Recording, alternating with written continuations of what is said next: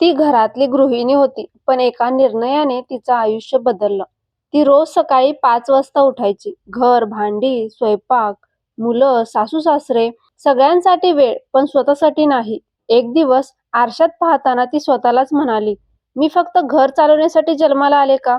त्या दिवशी तिने एक छोटा निर्णय घेतला. दररोज फक्त 20 मिनिटे स्वतःसाठी. पहिल्या आठवड्यात काहीच बदल नाही. दुसऱ्या आठवड्यात आत्मविश्वास वाढला. तिसऱ्या आठवड्यात लोक म्हणू लागले, की आज तू वेगळी दिसतेस. आणि एका महिन्यानंतर ती फक्त गृहिणी राहिली नाही, ती स्वतःची ओळख बनली. स्वप्न लहान असो वा मोठं, सुरुवात करणं गरजेचं असतं. घर सांभाळणारी स्त्री जेव्हा स्वतःला वेळ देते, तेव्हा ती सगळ्यांचं आयुष्य बदलते.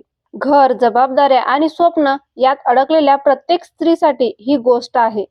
तुमचं स्वप्न अजून जिवंत असेल तर आता सबस्क्राईब करा, कारण पुढची गोष्ट तुमच्यासाठीच आहे. तुम्ही रोज स्वतःसाठी किती वेळ देता मला कमेंट करून नक्की सांगा.